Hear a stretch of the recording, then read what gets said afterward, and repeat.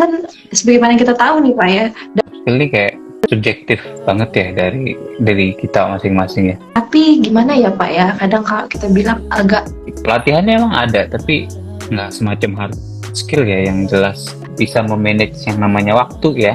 Saya award di Excel Officer Leader saya dulu. Hari-hari saya dosen UIN ke Fakultas Syariah. Dan itu itu beasiswa pengembangan soft skill sebenarnya. Sebenarnya fokusnya pada managing change, soft skills. Dia fokusnya ke situ. kemarin dengar-dengar nih katanya Kak Rian dapet LPDP ya Kak ya. Ini nggak mau sebut sih. Wah, keren banget.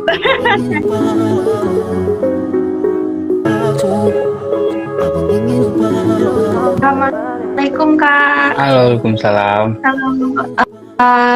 Manggilnya Kak Rian ya? Ya, boleh. Ya, Kak Rian. Perkenalkan dulu nih, nama saya Ami Kak. Saya selaku Ketua Koordinator Tim Senyum Desa sekaligus yang akan memandu Kakak nih dalam Sunday Talks hari ini. Oke. Mungkin Kak Rian sebelumnya bisa perkenalkan diri dulu nih Kak. Kita bincang-bincang santai dulu nih Kak ya, sementara nunggu teman-teman yang lain. Tunggu agak ramaian dikit ya. Ya. Ya, perlu terima kasih ya teman-teman udah mengundang nih. Saya bilang oke salah apa? Salah narasumber atau gimana? Ya, Sebelumnya sama ini ya Kak ya, iya, sama Kak Nini ya. iya saya Iya. dulu masih sama Nini. Maksudnya sih sama Nini sama-sama ngajar di Universitas Mataram ya di Fakultas Hukum. Eh, Sekarang agak bergeser ke UIN ke Fakultas Syariah. Hari-hari saya dosen sama seperti Nini, dosen hukum internasional. Kalau ditulis sih saya award di Excel Officer Leader saya dulu. Masya Allah. Zaman saya tahun Excel Officer Leaders yang pertama tuh sekarang udah 10 angkatan.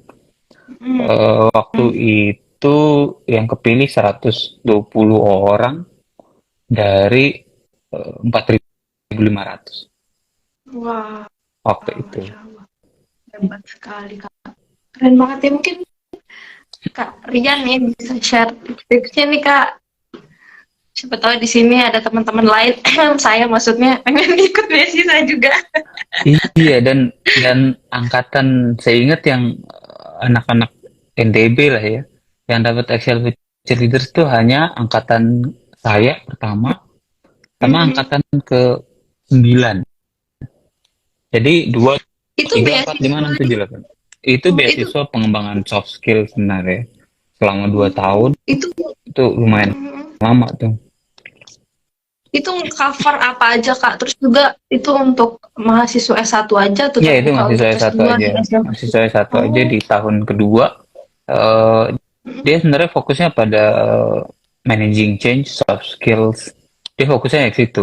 Dia nggak cover biaya kuliah kita, tapi dia cover fasilitas untuk kuliah. Misal seperti zaman saya tuh ada laptop, handphone, dengan kuota XL. Jelas pasti.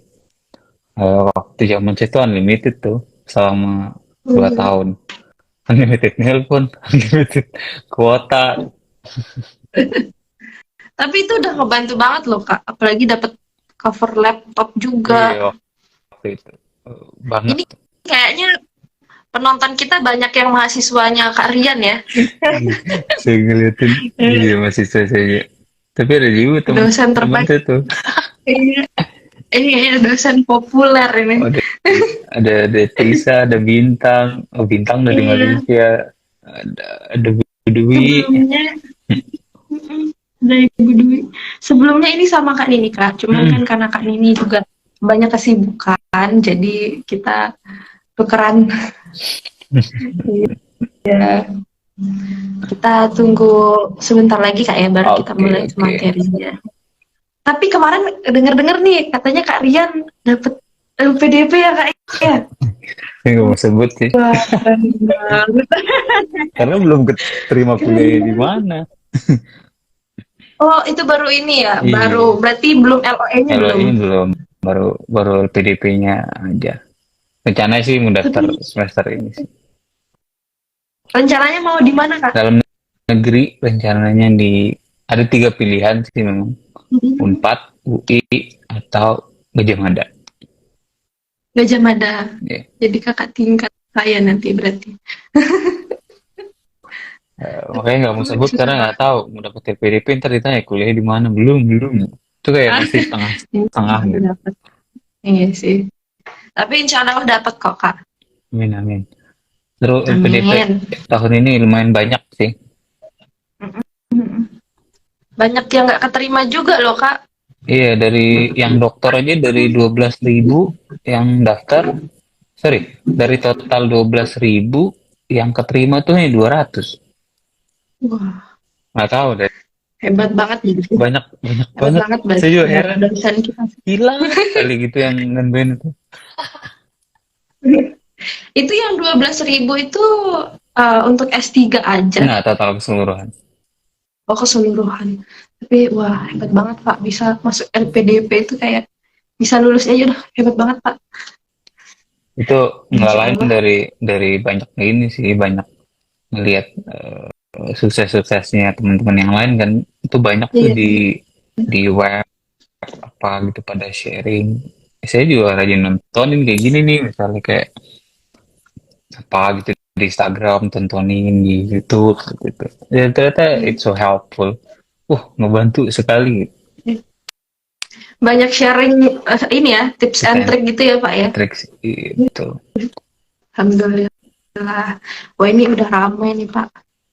Dan kita lanjut ke materi ya, Pak ya. Kita langsung Oke. aja nih ke materi. Kita langsung ke materi nih, Pak. Berhubungan juga tadi sama LPDP dan segala macam. Kan sebagaimana kita tahu nih Pak ya, dalam wawancara, Hmm. beasiswa dan segala macam itu pasti nanti soft skill itu pasti istilahnya sangat-sangat dipandang, sangat-sangat diperhitungkan ya Pak.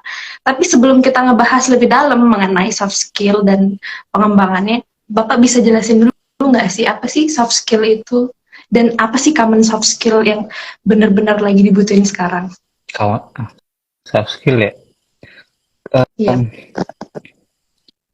saya bilang kalau saya sih ngeliat soft skill ini kayak um, subjektif banget ya dari kita masing-masing ya. Karena dia nggak bisa diukur sih sebenarnya soft skill ini. Tapi dia kebutuhan. Kalau mm-mm. kayak misalnya um, soft skill yang Public speaking. menghargai waktu, public speaking, itu Iya, susah gimana sih? Pelatihannya emang ada, tapi nggak semacam hard skill ya yang jelas kualifikasinya gitu. Misal kayak gelar, iya. nilai, atau certified di bidang apa gitu. Itu jelas-jelas saja kita bisa lihat. Nah, kalau soft skill, kalau saya ya ngalamin ya khususnya ke pribadi dan ke siapapun nih, ke anak ataupun ke istri, ke mahasiswa itu soft skill yang paling itu adalah respect waktu. Itu Time walaupun management. ya time management kalau bahasa kitanya ya. Tapi kalau saya bilang dimulai misal time management ya, kalau ini kayaknya ada mahasiswa-mahasiswa sini, Iya, banyak ini Pak kalau mahasiswanya. kuliah tuh pasti pada keteteran dulu hari pertama saya tiga tiga biji ya udah bodo amat, saya 3 biji asal udah kalau jam 7.30 kalau udah 7.30 01 bagi saya udah telat tuh bagi Iya, saya, sehingga benar-benar harus bisa manage waktu, betul. mau ngapain karena kalau kita udah mulai bisa memanage yang namanya waktu ya, eh, saya rasa semua bakal jadi lebih mudah. Betul, Apalagi Kak. sekarang saya belajar, ada background karena tempat ngajar sekarang ada background agamanya ya. Melihat Tuhan pun itu bersumpah atas nama waktu, demi waktu. Gimana tuh, Pak? Oh Ya. iya, benar. Manusia malah Jadi nggak kita menghargai harus, waktu. betul. Jadi kita harus benar-benar menghargai waktu, Pak ya. Ya, Time disiplin dan segala macam. Tapi gimana ya, Pak ya? Kadang kalau kita bilang agak yang bikin sepertinya salah satu yang bikin time management dan time disiplin di istilahnya di Lombok. Mungkin di Indonesia bisa dibilang Pak ya, kurang diutamakan karena secara nggak langsung ada ada budaya ngaret yang tumbuh itu loh Pak. Jadi satu orang ngaret, semuanya ikut ngaret. Jadi ya itu dia Pak, susah.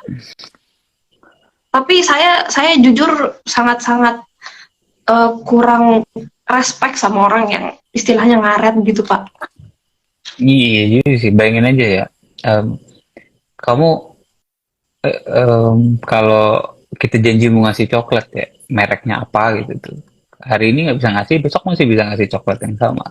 Tapi kalau Iya, kita janji jam hari Minggu jam 19.30, tapi kalau kita datang 19.35, itu tuh besok udah nggak hari Minggu itu lagi. Jadi nggak akan kita bisa betul. ganti waktu itu. Jadi kalau saya ngerasa yang paling berharga, kalau Tuhan saja bersumpah atas nama waktu, berarti menurut saya itu hal yang paling berharga. Nggak ada lagi. Jadi nggak bisa diukur lagi. Jadi ketika kita bisa memanage waktu kita, saya rasa itu itu hal yang paling dasar dalam merespon apapun sih. Iya, merespek hal-hal di sekitar kita, Pak, bener banget. Jadi soft skill itu bukan sekedar kayak skill public speaking dan segala macam, tapi disiplin Disiplin diri diri juga, itu. attitude juga, Pak ya. Betul, betul. Betul betul banget. Betul. Mungkin bisa Bapak bisa jabarkan lebih lanjut nih Pak, kenapa sih kayak soft skill itu bener-bener penting dan needed in the future? Yang pertama karena memang eh, kita mulai kehilangan kepercayaan dengan hard skill. Gelar yang bergelar makin banyak. Contoh aja, sekolah Iya, yang dibuat untuk kejuruan, untuk bekerja. Data menyebutkan SMK itu penyumbang orang-orang tidak bekerja paling banyak. Padahal harusnya kalau kita melihat dari segi hard skill, mereka sudah mampu harusnya. Tapi kenyataannya juga iya, belum bisa. Lalu yang kedua belum ngomong masalah yang urusan sarjana dan lain sebagainya. Dia memang ini nggak jawab, nggak bisa jawab sama sekali menurut saya tentang hal-hal semacam itu. Terus yang kedua adalah kita punya, mohon maaf teman-teman kita sebagai pengajar juga belum ke arah situ sambil mengajar ya. Walaupun memang dalam tataran dosen ya kita sudah diminta untuk bagaimana memasukkan hal-hal yang sifatnya soft skill juga, mengembangkan bagaimana critical thinking, creative thinking, inovasi, leadership ataupun komunikasi di kelas. Tapi karena banyak juga yang pola ngajarnya yang top down banget maksain, jadi hal-hal itu menjadi susah. Nah, maka memang penting kita belajar soft skill dari luar ruang belajar yang secara formal ya. Karena ruang belajar formal itu belum mampu menjawab kebutuhan. Contoh contoh. misalnya, em, ngomongin global thinking misalnya. Kita udah sana sini gembar-gembor tentang global global thinking gitu ya. Ujung-ujungnya di kelas di saat ada pertanyaan dari salah kadang-kadang loh ya saya ngeliat ada beberapa pengajar yang baru nanya sedikit udah ya udah itu aja. Jadi misalnya kalau di kami misalnya pada mazhab tertentu hanya benar di situ saja padahal ada hal-hal lain yang itu dipaksakan kadang-kadang di kelas sehingga mau nggak mau pola pikirnya hanya seperti itu. Kita hanya melihat dalam perspektif plus saja kadang-kadang padahal ada hal-hal yang misalnya kalau kebiasaan saya ada yang namanya kalau dalam berpikir kreatif itu ada PMI namanya plus minus interest. Apapun yang disampaikan orang pasti kita setuju plus nih dan juga ada yang kita nggak setuju. Nah, tapi di Iya, balik itu pasti ada hal menarik yang mungkin kita nggak pernah dengar. Jadi saya betul. selalu ngambil dari hal-hal itu dari tiga kosakata tadi itu. Nah, ini kan perlu dilatih nih. Dan memang sekarang kalau kita melihat PR-PR dari organisasi-organisasi pemuda atau organisasi mahasiswa itu untuk mengajarkan critical thinking nggak hanya sebagai event organize or atau Betul. uh, politik level pelajar atau politik level mahasiswa. Iya. Ya nggak hanya ke situ gitu. Sehingga memang ada PR-PR besar misalnya nanti ketika dia lulus dia kayak gimana sih harus pola pikirnya. Minimal dia bisa komunikasi publik. Kalau pegang mikrofon grogi nggak sih? Nah, Jangan sampai iya, kabelnya gemeteran udah macem pegang apa gempa berapa skala Richter gitu. Itu juga sih benar PR. benar. Benar, Pak. Saya juga agak relate Pak sama masalah yang Bapak ini kemukakan barusan. Jadi kayak banyak mahasiswa nih Pak, nggak semuanya sih Pak, tapi ada yang ikut berorganisasi itu hanya istilahnya biar kelihatan dosen bahasanya Pak, biar kelihatan dosen menjalin relasi, tapi kadang mereka nggak ambil interestnya tadi itu poin-poin penting yang bisa mereka manfaatkan untuk pengembangan diri mereka. Jadi begitu keluar dari organisasi ya sebatas itu aja gitu Pak.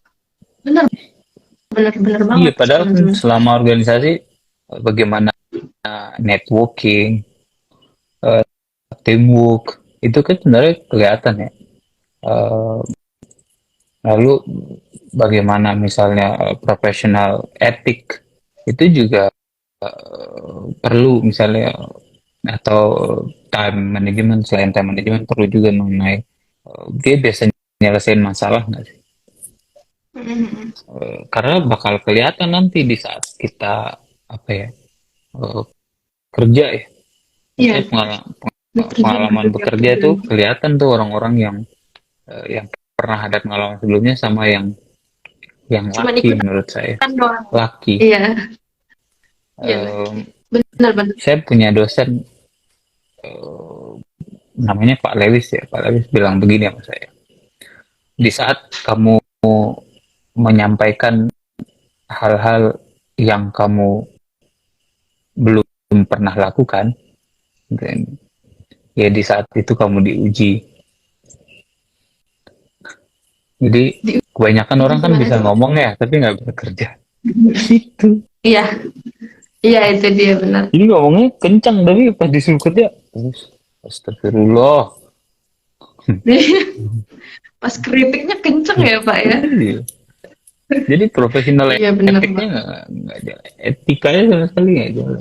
Udah slow aja. Padahal padahal itu salah satu unsur dari soft skill juga Pak ya. Ya, Etika, attitude, etika dan itu attitude sebagainya. sebagai itu.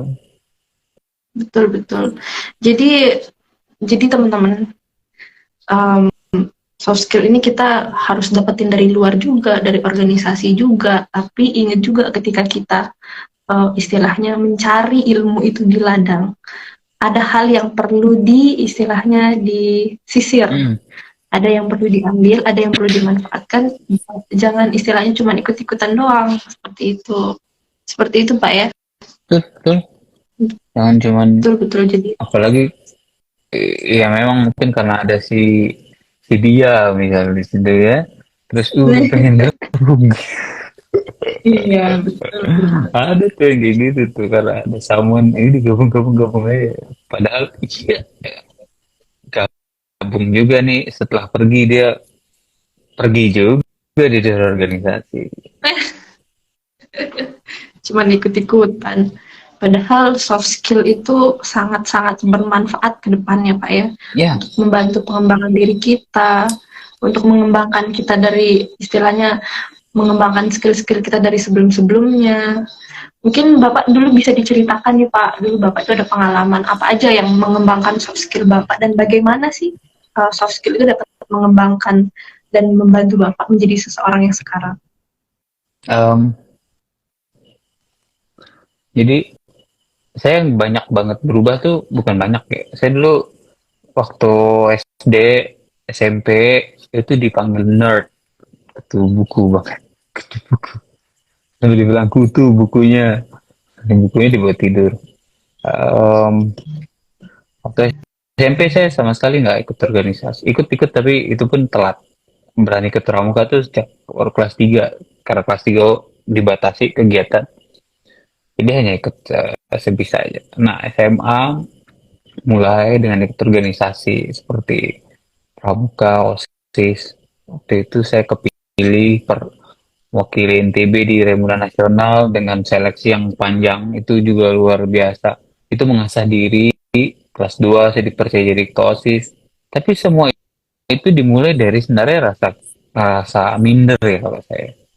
Waktu saya kelas Hmm. 2 saya masuk di kelas unggulan dan saya tersinggung sebenarnya dimasukin kelas unggulan. Saya mikir, saya unggulnya apa? Soalnya masuk kelas itu yang pintar matematika ada, pintar fisika, pokoknya ada semua tuh. Eh, Terus saya ngomong sama wali kelas, ya Bu, bisa nggak saya pindah ke kelas yang santai-santai aja Bu, di temennya nggak ada yang santai. Masa orang keluar main di kelas? Nah, nggak tahu. Terus sudah kamu belajar aja 2 bulan lah. Kalau nggak kuat 2 bulan baru saya pindah. Oh iya Bu. Berawal dari pindah dan lain sebagainya, saya bilang saya terus curhat sama wali kelas saya. Kebetulan waktu itu wali kelasnya baik dan sebenarnya tidak dapat curhat juga. Terus wali kelas bilang gini, Rian, besok udah lomba pidato bahasa Inggris tuh, mau ikut nggak? Bu, saya nggak terlalu lancar Bu. Udah nanti Bu buatin, kamu yang penting hafal. Setelah itu, iya deh Bu. Bu, kalau saya menang kasih hadiah berapa?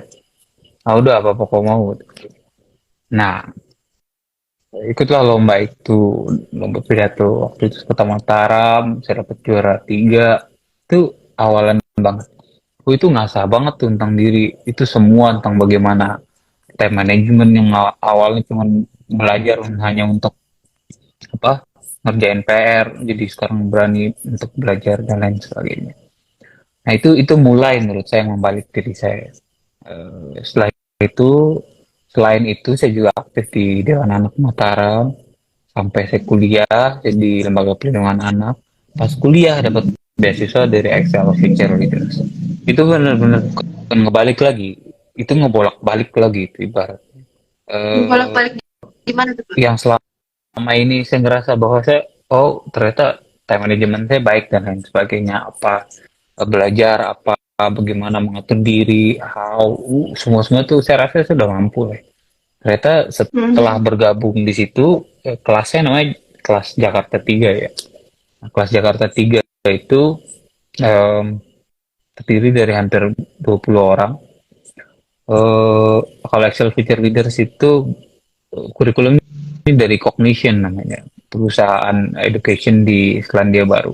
Dia yang godok tentang proses kegiatan. Jadi dalam 2 tahun itu kita belajar berbagai macam hal, mulai dari managing change, eh, terus leadership, entrepreneurship, dan berbagai macam hal yang lain. Nah, itu yang membuat saya sampai sekarang punya pandangan yang menarik ya. Misalnya, selama apapun itu, sepanjang belum berada di muka saya, itu bukan masalah. Pasti ada jalan keluar. Hmm. Makanya kalau orang bilang, kamu tenang-tenang aja, ya udah santai aja. Jadi itu yang membuat mental, yang membuat jadi hal-hal yang kita lama-lama jadi menarik. Apalagi karena kita banyak belajar tentang problem solving ya. Dengan kita kalap sama nggak kalap itu, kita sebenarnya kalau kita kalap emang hasilnya juga bagus atau enggak sih? Emang kalau kita sambil lari-lari nyelesain masalah atau duduk, bedanya apa sih? Itu Hmm. kan terbentuk ya dari berbagai macam proses itu.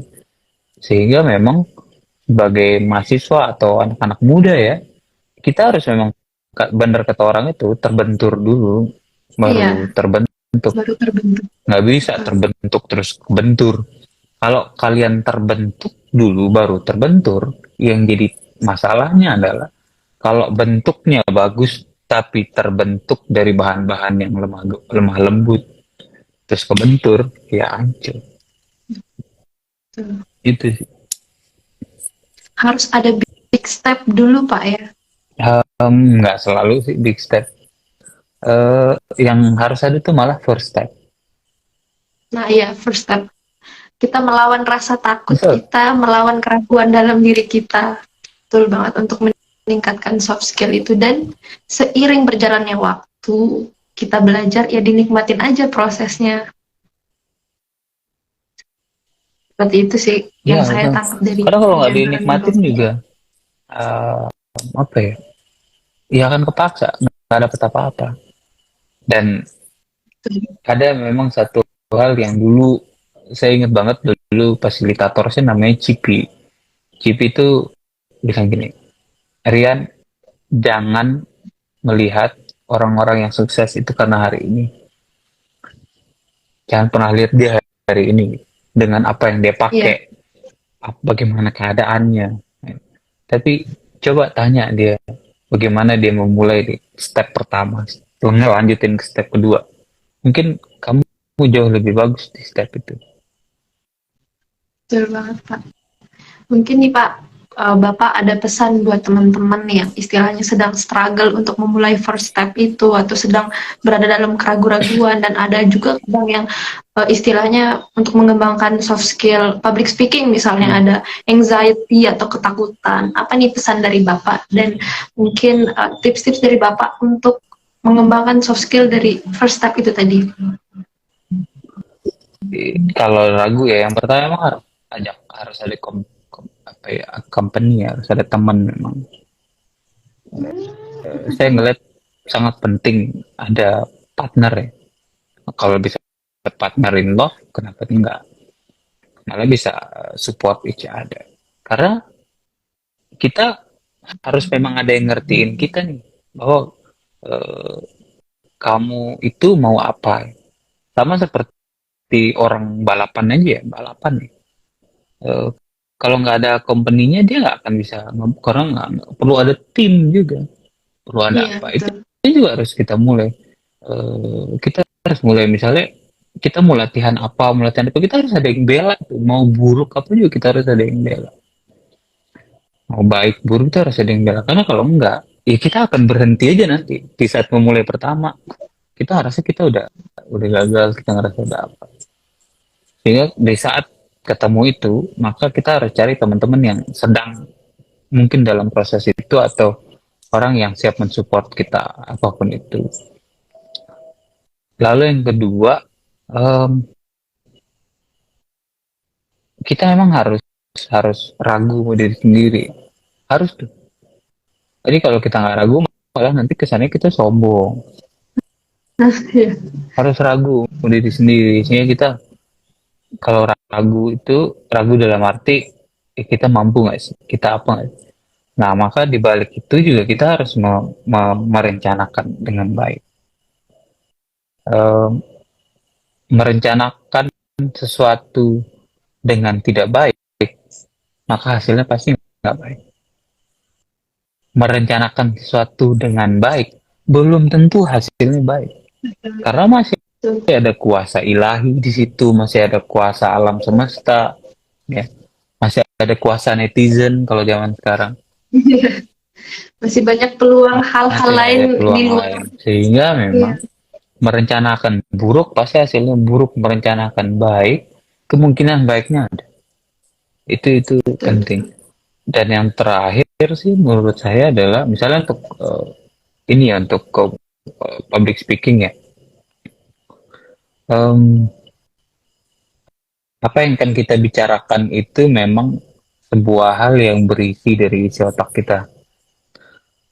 Nggak bisa berisi dari otak orang lain.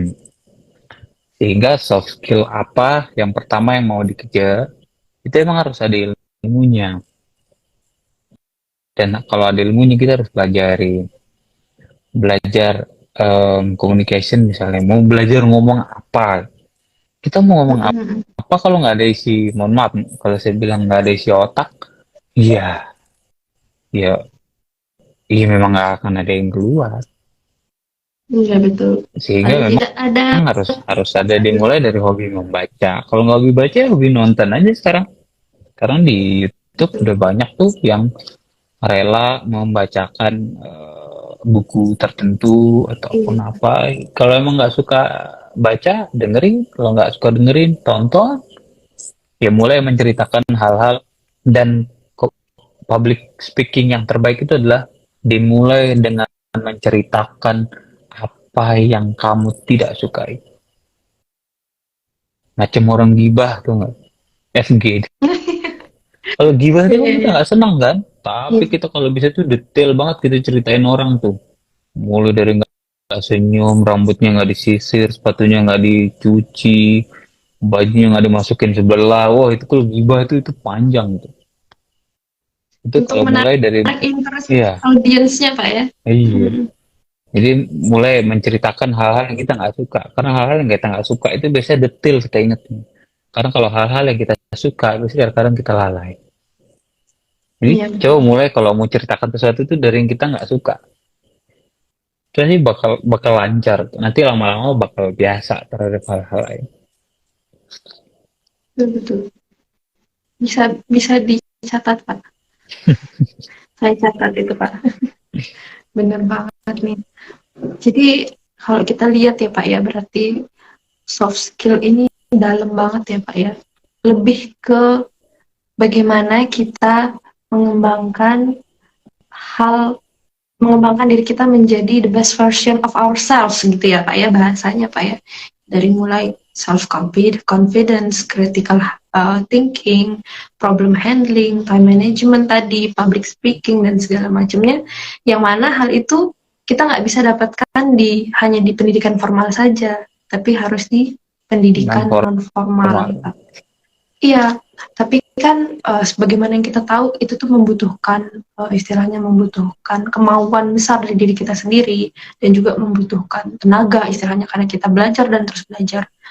Kenapa sih soft skill ini sangat-sangat penting Pak dan bagaimana dunia kerja nanti ke depannya memandang tentang soft skill ini sendiri gitu Pak. Bisa mungkin Bapak jabarkan lagi Pak. Um, Kalau ngeliat sekarang, ini saya ngeliat fenomena mahasiswa saya lah ya. Mungkin mahasiswa yang lain, mahasiswa saya sendiri. Saya tanya, semester depan kamu mau ngambil mata kuliah apa? Hah? Hah? Itu fenomena. So they never plan themselves. Dia nggak pernah tahu dia mau kemana ya. Terus gimana kita bakal mau membuat sebuah teamwork, networking, ya. Kita mau mikir apa kalau kita nggak pernah merencanakan sesuatu untuk diri kita. Itu soft skill cara nguji teman kita aja. Atau tanya, habis ini kemana? Itu uji aja kayak gitu. Ah, mana ya? Pulang deh. Kalau orang-orang yang sudah tahu, misalnya betapa pentingnya time management dia udah tahu. Kita sampai jam 5 aja ya dia normal misalnya. Karena sekarang saya udah janji nih di sini ada rapat ini misalnya. Supaya maghrib bisa kelar. Nanti maghrib saya mau kerjain tugas ini, malam bisa istirahat. Biasanya dia detail. Nah, em, yang kayak gini ini kan ini nggak bisa lahir dari sehari 2 hari. Nggak. Iya, betul. Dia tuh soft skill memang harus dipelajari. Lalu yang kedua adalah dia harus dipaksa untuk dilakuin. Setelah dipaksa dilakuin, nanti dia bakal jadi kepribadian. Nah, kepribadian itulah nanti akan diuji di saat dia kerja. Misalnya rapat jam sekian. Sorry ya, saya ada ini nih apa gitu alasannya di rumah, di kampung lah, di RT lah, di jalan lah, di apa lah. Sorry bro, telat kan tahu jalan di sini macet. Ya semua juga tahu. Misalnya kayak saya, misalnya dari Gunung Sari gitu kan ke kampus, lewatin Rembiga, lewatin apa itu fire Macet. spot macet tuh banyak banget itu. Tapi kan untuk orang yang bisa memanajemen, untuk orang yang kira-kira bisa tahu, oh kira-kira macet di sini sekian lama, udah hitung nyampe, kita nggak bakal telat.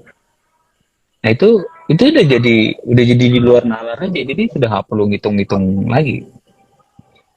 Lalu em, susah adaptif orang-orang yang nggak punya soft skill. Dia ngelihat masalah itu mungkin bagi orang lain biasa aja gitu, tapi bagi dia udah kayak freeze gitu tuh, bingung mau start dari mana gitu. Padahal ketemu masalahnya cuma satu, laptopnya cuma Windows update gitu misalnya. Padahal nyelesain Jadi masalahnya stuck ada, gitu. iya nyelesain masalahnya misalnya, ya udah pinjam laptop orang kerjain. Nanti repot apa dan lain sebagainya. Otaknya aja padahal yang repot, padahal tinggal dipinjam, geser, pakai. Atau misalnya dia udah tahu masalah itu ya, dan berkali-kali seperti itu. Dia nggak tahu misalnya nyimpen file di cloud ataupun apa. Jadi sebenarnya mulai dari creative thinking aja. Creative thinking dari sebuah conflict resolution di otaknya. Dia ketemu sebuah Hmm. masalah dan dia nggak bisa selesaikan. Ternyata ada creative thinking. Oh, saya harus, kalau saya sifatnya mobile misalnya, hal-hal penting saya harus di-cloud nih dan saya harus update setiap hari. Jadi saya bisa akses pakai laptop siapa aja nih. Sehingga kalaupun nanti akan kerja dengan teamwork siapapun, kita aman-aman aja. Nah, kalau teamwork kita, misalnya kita sudah bisa kerja dengan baik di sebuah teamwork ya, orang-orangnya akan cerita, dia nih bagus nih kerja, ini apa. Ya nanti networknya akan lebih panjang tuh. Jaringan-jaringannya dia, kita akan dipercaya lagi terhadap hal lain. Kita nggak sadar bahwa sebenarnya dari sebuah planning, lalu kita ketemu masalah, ya, konflik, kita punya creative thinking solve konflik tadi, lalu kita dari hal itu kita bisa bekerja dalam sebuah tim yang baik. Nah, nanti members of teams it will reach ya wider our network. Jadi dia bakal ngebuatin lebih luas lagi network kita, sehingga orang akan mempercayakan lagi, mempercayakan hal baru, ketemu masalah baru kita bisa selesaikan terus saja begitu. Jadi Hmm. ini bakal jadi big tentang hal-hal yang buat kita jadi sukses Di dunia kerja nanti di Pak ya. dunia kerja. Kadang kalau kerja yang Hmm. dibutuhin nggak lagi gelar. Gelar oke lah, gelar untuk jadi administrasi awal aja. Nggak cuma skill aja ya betul. Setelah itu bakal ditanya, kau pernah jadi panitia apa? Jadi panitia pun di bidang apa? Em, Betul. saya dulu sebelum waktu saya S2, saya sempat kerja di salah satu perusahaan ya. Waktu itu karena kerjanya modelnya remote. Terus saya ditanya, Rian pernah jadi panitia apa? Saya pernah jadi, saya jelasin waktu itu ada kegiatan di Jakarta. Itu saya bagian koordinator sampah. Apa? Kamu koordinator sampah? Katanya dia. Iya. Ditanya. Oh, bangga sekali kamu, katanya itu. Ceritain kamu sebagai koordinator sampah. Nah, ceritain yang lain tuh. Saya sukses itu. Malah saya lebih banyak dapat honor dari jadi koordinator sampah daripada koordinator yang lain. Kenapa? Karena waktu itu memang tim sampahnya kecil. Ada sebuah kegiatan waktu itu kita handle di Monas. Eh, Kegiatannya gede sama Pokari Sweat. Nah, saya koordinator sampah. Dari seminggu sebelumnya itu saya sudah cari pemulung-pemulung yang biasa ke situ. Pemulung-pemulung yang biasa ke situ. Tim sampahnya cuma 4 orang. Bayangin acaranya ngundang ribuan orang banyak. Saya bilang, terserah saya yang handle sampah, yang penting bersih ya. Saya bilang sama ketua panitianya. Ya udah terserah Mas Rian aja. Handle. Mas Rian mau tambah personel juga nggak apa-apa. Tapi Mas Rian yang bayar. Saya bilang, ada perlengkapan KIE nggak sih? Baju apa gitu yang bisa saya ambil lebih? Oh boleh boleh Mas, ambil aja ini. Ya udah. Jadi pemulung-pemulung yang bisa ambil sampah itu kasih baju panitia aja. Ini handle-nya bagus. Jadi panitia yang Hmm. 4 nih cuma handle aja mana yang disortir dan lain sebagainya. Jadi koordinator sampah tapi nggak nyentuh sampah sama sekali. Dan Betul betul. itu bersih. Di situ soft skill, Iya, soft skill. kreatif thinking Kritis bermain thinking. Pak ya. Dan Betul betul Bang. teman-teman yang mulung juga terima kasih. Jadi dia nggak perlu milih-milih lagi sampahnya. Dan ide-ide tentang Betul. milah sampah, pemulung lebih pinter. Pak, Ini loh cara pilah sampahnya. Di sini loh orang sering buang sampah. Ini loh kamar mandi tuh. Kita kan nggak tahu. Tapi karena mereka sering di sini tempat oh iya iya, saya ngikutin aja. Dan ternyata efektif. Dan keterima kerja di situ gara-gara ceritain sebagai koordinator sampah itu. Salah satu soft skill yang benar-benar berguna gitu Pak ya. Jadi soft skill itu nggak ada nih Pak, kadang ya creative thinking, terus habis itu critical thinking, public speaking, misalnya self confidence dan segala macam. Mereka bilang itu udah dari sananya kayak gitu, udah memang dari sananya pintar, udah memang dari sananya pede. Tapi sebenarnya nggak serta merta itu kita dapatkan, tapi kita raih dengan cara berjuang, belajar dan juga mencari pengalaman Pak ya. Kembali lagi tadi Pak, masalah pekerjaan. Bagaimana sih korelasinya antara soft skill dan hard skill di dunia kerja, baik di dunia pembelajaran, dan bagaimana keduanya mempengaruhi satu sama lain? Kalau saya ngelihat soft skill tuh kayak jadi kalau kalau nonton bola ya dia kayak penonton penonton penyemangatnya. Dan dia how the way you got your hard skill sebenarnya dari soft skill itu. Jadi kita mau sukses kuliah gitu tuh. Em, Waktu saya satu ya, saya tuh hampir tiap semester tuh nggak ngurus surat apa supaya saya boleh ikut semester. Karena saking lomba ini, lomba itu, ke sana kemari, ada aja keterangan nggak boleh ikut ujian, gitu. Misalnya karena kekurangan kehadiran. Lapor WD3 dibuatin surat tugas aman boleh ikut ujian. Itu hampir setiap semester saya ngurus dari semester 2 sampai semester 7. Tapi basic aman-aman aja. Jadi masih bisa ke manage juga tuh belajarnya tugasnya apanya tugas kelompok dan lain sebagainya ke manage juga. Jadi kalau dibilang em, kalau dibaratin ya kalau dibaratin Iya. kalau di Islam disebut kalau kamu kejar dunia yang kamu dapat dunia aja. Tapi kalau Nah, kamu ya, kejar ya. akhirat dunia juga dapat. Ibaratnya saya mirip-miripin kayak gitu tuh. Kalau kamu kejar hard skill, ya hard skill doang kamu dapat.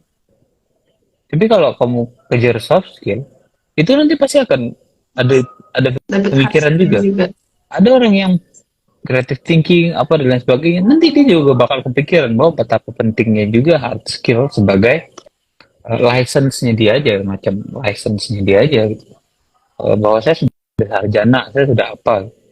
Itu juga bagian dari yang tidak terpisahkan sekarang. Karena suka nggak suka, kalau ngeliat lowongan kerja paling atas tuh biasanya tentang hard skill itu. Sisanya soft skill semua tuh, karena diuji itu soft skill. Iya, benar-benar.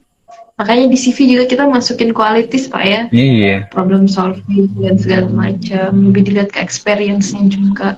Karena kadang hard skill tanpa soft skill itu istilahnya mentah ya Pak ya. Istilahnya bukan mentah lagi. cukup. Itu pohon gak ada buahnya, kasihan. Iya benar. Manusia ada ilmunya tapi attitude-nya nggak ada, terus nggak bisa berguna seperti itu Pak ya. Jadi mentah benar banget. Mungkin untuk selanjutnya nih Pak, kita buka sesi tanya jawab karena ini ada teman-teman sendiri saya yang PC ke saya juga mau bertanya katanya. Mungkin teman-teman yang join live bisa kasih pertanyaan di live. Ada yang mau kasih pertanyaan bisa sambil ini nanya di live. Tapi untuk sementara kita ngejawab ini Pak ya, ada pertanyaan dari teman saya dari Senyum Desa nih Pak di PC tadi. Apakah skill people management itu juga termasuk soft skill dan bagaimana urgensinya? People management ya. Yep. Itu ya kalau um, menurut saya people management tuh kayak soft skill tapi levelnya udah up ya. Udah di atasnya medium ya. Kalau udah mulai mengelola orang kan. Udah mulai Leadership Pak ya? iya dia dia dia sudah bentuk advance-nya dari leadership. Jadi Hmm. kadang-kadang leadership untuk dirinya sendiri dulu. Kayak tadi kan kita ngomong untuk kita sendiri ya. Tapi kalau people management tuh Ya, itu memang sudah dari waktu yang panjang. Jadi leadership yang sudah berjalan, lalu dia punya plan terhadap diri yang ini nggak bisa di copy paste ke orang lain. Sehingga eh, dia sudah punya pengalaman, lalu melihat, oh yang gini nggak cocok deh untuk orang seperti ini misalnya. Maka dia akan memanage people orang-orang ini dengan cara yang berbeda. Bukan sebagai bos ya. Kalau sebagai bos, dia sebagai atasan, ya udah hanya memerintah bagi dia sudah cukup. Tapi kalau sebagai leader ya, maka dia akan melihat bagaimana talenta orang, bagaimana kemampuan dari segi memanage waktunya orang tersebut, bagaimana kemampuan memanage emosionalnya dan lain sebagainya. Itu jadi juga menjadi sebuah hal yang terpikirkan oleh orang tersebut. Nah, sehingga people managementnya di apa ya? Kalau dibilang dibutuhin banget sekarang, menurut saya itu pada tataran yang sudah kalau kita menurut saya ya, kalau kita misalnya sebagai ketua ataupun menjadi bagian koordinator dan lain sebagainya, tidak mudah bisa seperti itu, tetapi tidak susah untuk bisa menjadi seperti itu. Karena tahapannya adalah dia harus memulai dengan rela belajar dengan berbagai macam permasalahan. Dia harus ada betul, trial error, hingga baru bisa menemukan pola yang pas. Karena beda-beda orang, beda beda cara. betul, betul. Beda pola belajarnya, betul. Terus ini juga ada yang bertanya tentang cara-cara yang bisa ditempuh untuk meningkatkan soft skill yang berguna bagi karir di masa depan, Pak. Banyak banget pertanyaannya dari teman-teman saya, rupanya banyak banget yang interest sama topik kita hari ini, Pak. Cara belajar. Yang pertama, kamu mau jadi apa ya? Kita ingat nggak sih waktu kecil kita ditanya kita mau jadi apa, terus kita dengan semangat jawab when you're just little boy, little girl, waktu kita SD, kita ditanya apa tuh, ya semangat sekali, misalnya mau jadi polisi, mau jadi dokter, apa gitu yang paling banyak lah zaman-zaman kecil lah ya. Gitu, gitu. Sekarang saya tanya, kamu mau jadi apa? Saya, Pak, Iya, saya mau jadi dosen, masih Pak. dosen. But kita butuh waktu sepersekian detik loh untuk kita mikir. Dan kadang-kadang kita ragu sama apa yang kita mau. Ini Iya, bukan betul. ini bukan kayak kita memilih es krim loh ya, yang dalam box walls lalu kita pilih, lalu kita mana pilih coklat es apa coklat strawberry itu pun apa. No, bukan kayak begitu. Kita tapi kalau kita sendiri masih berpikir butuh waktu beberapa detik untuk kita menjadi apa, otomatis kita nggak bisa merencanain. Yang pertama adalah tempel target-targetmu ada di sekitar tempat tinggal. Misalnya kalau saya dulu waktu kuliah ya, saya punya papan yang saya tulis ya, saya mau apa nih? Mingguan, bulanan, tahunan, gitu. Saya mau apa? Minggu ini saya mau achieve apa? Nah, Plan, Pak, sehingga ya. Planning. plan itu penting. Itu paling penting mengenai plan. Karena kalau nggak gitu, nggak ada yang jagain. Kita mau kemana nih? Betul. Lalu setelah Abstrak itu, banget iya, kalau ada plan itu. kita mau membentuk diri atau terpaksa terbentuk yang penting kita harus memilih pada kita mau bentuk diri. Memang pada nanti tahapannya kita akan terbentuk, tapi membentuk gitu berarti merencanakan pembentukan itu. Nah, setelah itu em, nanti kita bakal tahu kebutuhan kita apa dari soft skill tersebut, dari plan yang kita mau buat. Karena kalau kita nggak tahu kita mau jadi apa, ya kita nggak tahu kita mau butuhin apa. Betul. Kita mau jadi ketua BEM misalnya. Ya udah, mau jadi ketua BEM tuh kira-kira gimana? Oh, berarti dia harus berbicara yang baik. Oh, dia harus pinter nih, dia harus IPK-nya tinggi nih, dia harus ikut organisasi nih. Berarti kan ada situ ada networking, ada apa terus jadi kembangin di situ. Kita harus dimulai dengan hal itu karena kalau tanpa ada goals tertentu kita nggak akan Kita mampu nggak bisa memulai. memetakan ya. Maka Betul. itu sih memulai kalau Betul, betul. Jadi sebelum teman-teman mau mengembangkan public speakingnya, maaf, soft skill maksudnya, yang harus pertama kali dilakukan adalah planning dan kemudian memetakan rencana-rencananya tadi. Dan juga bagaimana teman-teman mewujudkan target dari planning itu tadi. Begitu Pak ya? ya betul. Kemudian ada lagi yang bertanya ini Pak, bagaimana meningkatkan soft skills dalam membangun relasi? Meningkatkan soft skill dalam bangun relasi. Dalam membangun Eh, relasi. yang sampein tadi ya, yang pasti kita nggak bisa cari sebenarnya relasi. Kalau kita cari malah kesannya kayak gini, kenalin ini dong, nggak begitu tuh relasi.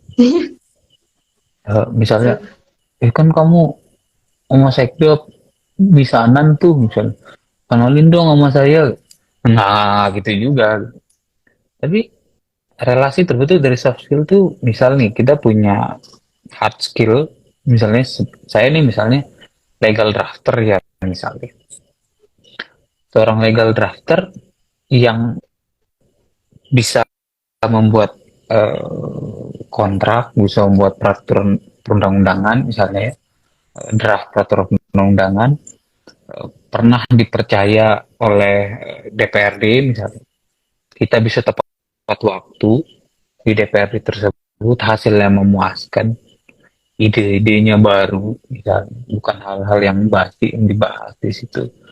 Nah, nanti dari teman-teman yang relasi awal itulah apa ya, relasi awal itulah yang akan menentukan kita akan jadi seperti apa.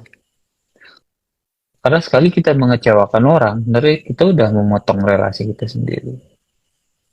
Jadi soft skill misalnya bagaimana kita leadership, kita misalnya kita sebagai koordinator, bagaimana kita dilihat mengatur apakah kita sudah sesuai time schedule, plan, bagaimana apakah ini sudah sesuai dengan keinginan mereka, mereka sebagai user misalnya, keinginannya apa dan kita memberi apa yang beda itu nanti akan menentukan juga orang-orang itu akan percaya apa enggak sama kita.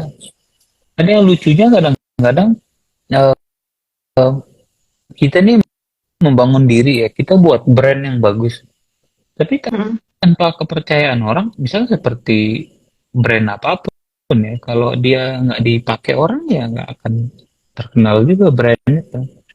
Betul, betul. Orang mau benci apapun gitu misalnya sama brand tersebut, selama dia dipakai, ini tetap aja tuh laku. Mau dihujat kayak gimana gitu tuh. Kita akan terus membangun relasi-relasi kita juga ya misalnya. Yang penting kita bisa tahu bahwa kita melaksanakan itu sudah sesuai dengan apa hard skill awal standar-standar dalam hard skill ya. Lalu kedua kita memberikan pelayanan yang baik, bagaimana kemampuan diri kita perlihatkan manajemen diri, apa yang kita janjikan bisa kita berikan. Kadang-kadang kan ya kau yang berjanji tapi malah dia ingkar janji gitu. Itu coba aja dari waktu gitu. Kalau sudah kita ketemu kasih kepercayaan orang, uji dari waktu aja.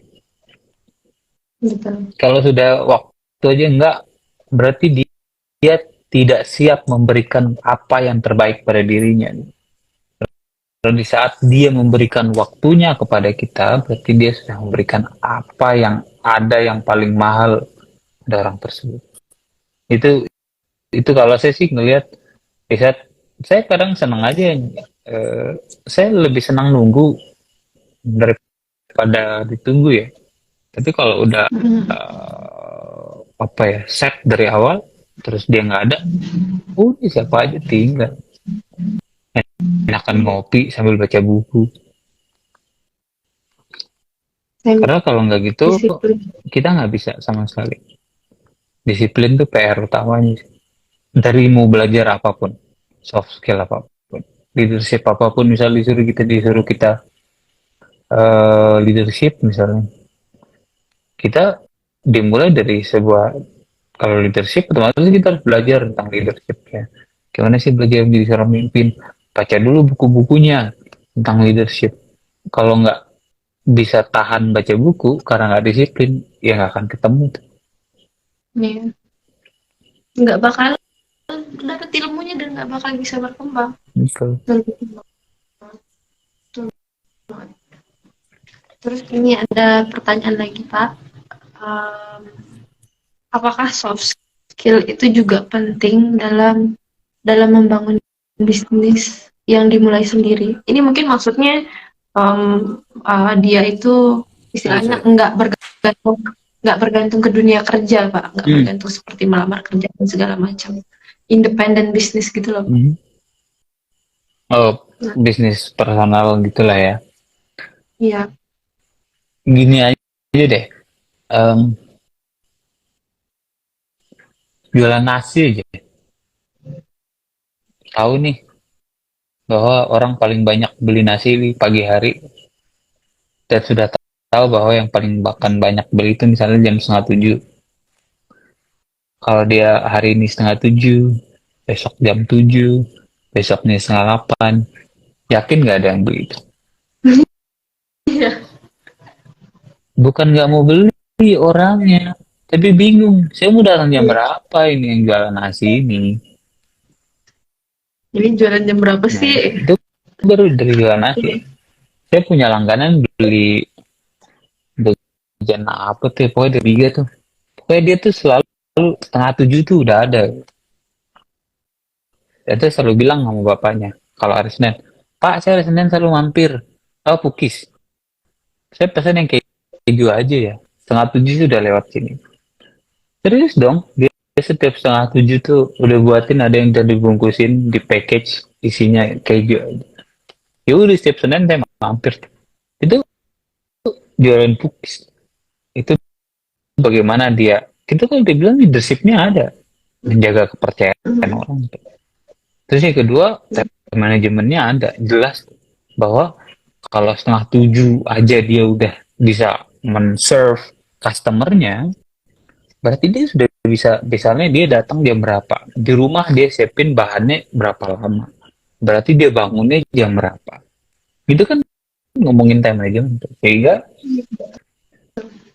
saya akan cerita ke kamu, tuh bagus tuh yang jualan pukis di Rembige setengah tujuh udah ada. Itu ngomongin networking juga nanti.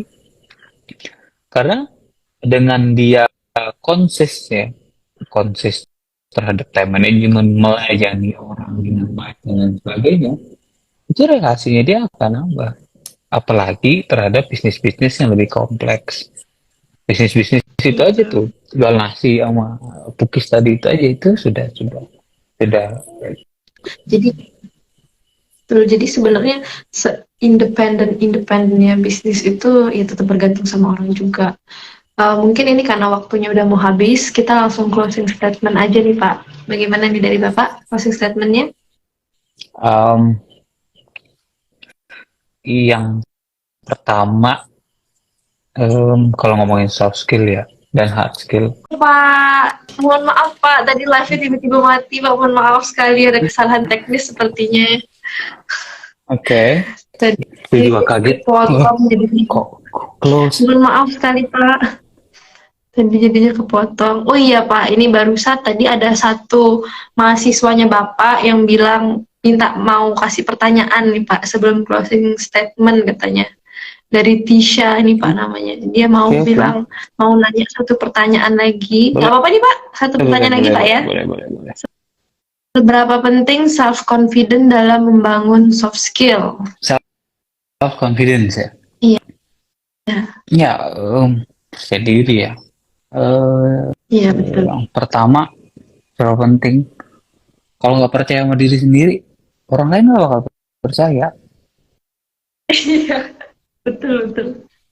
Kamu ibaratnya mau ngasih apa nih kalau kamu nggak percaya sama dirimu sendiri. Gitu. Betul. Saya selalu bilang bahwa Tuhan menciptakan, misalnya saya Rian ya, Tuhan menciptakan Rian itu yang terbaiknya itu ya yang model yang ini. Betul.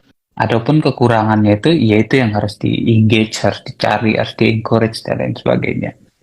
Nah, lalu mengenai em, kita mau nampilin apa, misalnya bagaimana tampilan luar kita itu, it doesn't matter sih. Menurut saya nggak terlalu penting ya. Walaupun memang Betul. itu menjadi bagian pendukung. Tetapi apa gunanya kalau misalnya tampilan luarnya bagus, tapi mannernya malah nggak ngerti apa-apa Nggak ada. gitu. Iya. Betul. Lalu yang kedua, ngaretnya nggak karu-karuan. Nggak butuh kita ya. Iya, betul. Yang kita butuh itu adalah I have a project, ya. ya. I have a plan for 6 months. Misalnya saya punya program untuk 6 bulan dan harus kelar 6 bulan.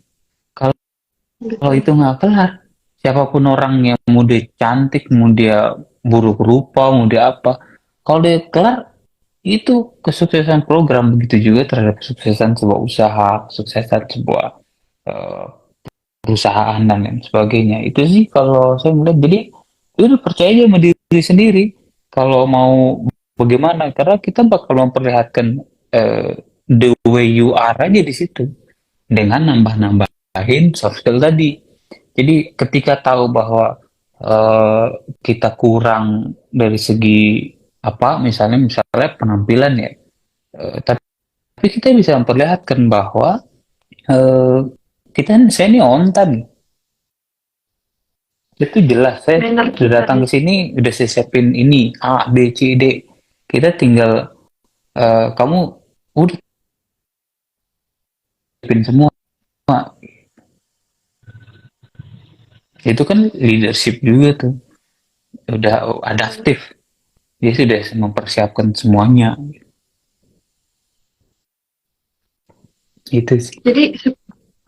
Jadi sebenarnya self confidence ini Pak ya, masalah yang banyak terjadi di kalangan milenial dan Gen Z sepertinya. Tapi benar banget tadi ya, seperti yang Pak Rian bilang, bagaimana kita mengharapkan orang untuk percaya sama kita ketika kita sendiri tidak mempercayai diri kita. Ya, Sebelum kita memetakan dan mengembangkan soft skill, ada baiknya kita refleksi diri dulu, apa sih yang membuat kita nggak percaya diri seperti itu kemudian kita perbaiki Pak ya, bahasanya seperti itu, kita perbaiki kualitas diri kita seperti itu Pak ya. ya, Jadi ya, betul, memang betul. self confidence ini memainkan peran penting dalam soft skill, dalam pengembangan soft skill itu sendiri. Wah, ini ramai ya Pak ya. Bapak masih mau terima pertanyaan lagi atau mau disudahi Pak? Boleh, satu lagi. Ayo, siapa yang mau nanya nih teman-teman, ada yang mau nanya nggak? Tadi Kak Tisha jawabannya sudah terjawab ya Kak Tisha ya. Pertanyaan sudah terjawab. Teman-teman ada yang mau bertanya lagi nggak? Bisa tulis pertanyaannya di kolom komentar. Yuk tanya yuk. Jadi saya sendiri salah satu orang yang termasuk struggle nih Pak dalam mengencounter self confidence itu tadi. Tapi memang belajarnya nggak bisa sekali Pak ya, nggak bisa langsung, membutuhkan step by step seperti itu. Ketika kita gagal, ketika kita ragu, coba lagi seperti itu. Iya, karena apa ya? Ehm, tapi kalau nggak gagal sih nggak menarik ya. Betul betul. Karena kalau ditanya orang, udah, udah gitu aja, langsung diterima. Iya. Iya, walaupun memang, tapi gini, saya punya pandangan bahwa ketika kamu tidak mempersiapkan lalu kamu dapat sesuatu, maka setelah itu ya udah, kamu bakal diuji. Tapi kalau kamu persiapkan sesuatu dan kamu dapat itu, ya udah, itu memang untukmu. Jadi kayak Betul. gitu. Jadi kalau nggak Betul pernah banget. belajar terus dapat, ya udah hadiah tuh. Iya, itu keberuntungan. Tapi berangkat dari situ nih Pak, mungkin saya yang kasih pertanyaan ya Pak ya. Jadi ada kadang-kadang stereotip nih Pak. eh, seperti ya kita tahu lah, di sini kadang kita melamar pekerjaan itu ada birokrasi, ada sistem birokrasinya ya Pak ya. Jadi kadang-kadang ada mahasiswa atau ada orang yang berpikir, ngapain belajar ngembangin diri, toh ujung-ujungnya juga penerimaannya lewat orang dalam. Nah, itu bagaimana Bapak memandangnya seperti itu? Eh, Dan bagaimana sih soft skill itu bisa mengencounter hal-hal seperti itu? harus Stereotip harusnya seperti itu. bersyukur masih ada orang dalam. Pertanyaannya kenapa kita nggak punya orang dalam? Saya Sebenarnya balik pola pikir orang yang banyak ya. iya, Dengan kita apa ya? Dengan kita punya jaringan yang banyak, itu sebenarnya kita punya orang dalam tuh di mana-mana artinya. iya. Nah, tapi pertanyaannya sekarang kenapa kita nggak punya jaringan yang banyak kayak orang itu? Juga, Justru dengan soft skill itu kita mendapatkan orang dalam, Pak ya. ya, Tapi di sini orang dalam dalam artian bukan bukan gimana ya teman-teman, orang yang merekomendasi kita gitu ya Pak ya. itu. Bukan Betul, orang dalam yang tanda kutip kita nggak punya kemampuan, terus kita keterima. Enggak. Orang dalam yang betul, dimaksud sini adalah bahwa dia ngerekomendasiin kita karena memang kita mampu. betul. Lewat soft skill tadi kita menunjukkan diri kita, Tapi personal emang branding suka nggak kita. suka emang di wilayah kita emang masih ada ya. Ya secara bernegara yuk mas itu. Iya, Ya satu-satunya cara adalah eh, masih banyak tempat lain yang nggak butuh orang dalam itu masih ada lah. betul, Lalu yang kedua adalah kalau orang tanam padi ya rumput juga ikut nanam ikut ada. Tapi kalau kamu mau nanam rumput padi nggak akan ada. Ya, kayak gitu. Kalau emang siapin diri jadi rumput ya udah jadi rumput aja. Tapi kalau kau nanam diri sebagai padi, dia dianggap rumput, ya nggak apa-apa. Karena kebetulan ada juga rumput yang tumbuh. Tapi sebenarnya kita padi, tunggu aja momennya nanti. Pasti bakal dibutuhin kok, ibarat makanan pokok. Gitu aja kalau saya. Ya, siapin diri aja, ada momentumnya pasti. Semua itu ada ada masanya. masa aja. Mungkin kita langsung closing statement Pak ya, berhubung di sana udah jam 8:30 ya Pak ya. Ya, sangat 9. Iya betul, kita langsung closing statement aja Pak ya. Tadi mohon maaf closing statementnya keputus Pak. Kepotong. Iya kepotong. Ya, Gimana nih Pak? closing statement dari saya, kalau saya simple jadi 3M aja ya. Kalau mau ngembangin diri, soft skill itu mulai dari 3M. Pertama, mulai dari diri sendiri. Gak usah nunggu orang lain yang tahu kekurangan diri sendiri dari diri kita sendiri. Eh, Sehingga nggak perlu nunggu Pak Jokowi 3 periode atau nggak perlu nunggu apa Pak siapa jadi presiden itu nggak perlu atau nggak perlu nunggu saya jadi gubernur misal ya udah kapan. Terus yang kedua, selain mulai dari diri sendiri, mulai dari yang terkecil, hal-hal kecil, Betul. nggak usah mimpi hal yang besar gitu. Ya udah dari hal-hal kecil aja, dari waktu mempersiapkan apa ke kampus, kendaraan ataupun apa hal-hal kecil yang memang sehari-hari nempel di kita aja. Jadi nggak kerasa berat. Dan yang M terakhir lo mulai dari hari ini. Karena kalau besok kiamat nggak ada perubahan, nggak ada gunanya. Itu Mulai sih dari kalau diri sendiri, mulai dari hal-hal kecil, mulai hari ini. betul banget Pak. Terima kasih Pak untuk Oke, terima kasih insight untuk yang semua. didapat hari ini. Alhamdulillah bermanfaat banget. Saya dapat banyak catatan Pak, karena materi hari ini sangat-sangat berguna banget, bukan untuk saya saja, tapi untuk teman-teman semua, untuk teman-teman Senyum Desa, dan untuk teman-teman yang hadir hari ini. Bagaimana kita mengembangkan diri kita, dan bagaimana sih pentingnya pengembangan diri dari hal-hal kecil seperti soft skill tadi. Terima kasih Pak. Mungkin kedepannya kami undang Bapak lagi ya Pak ya. Oke. Terima kasih banyak atas kesempatannya dan atas ilmu yang sudah Bapak berikan hari ini.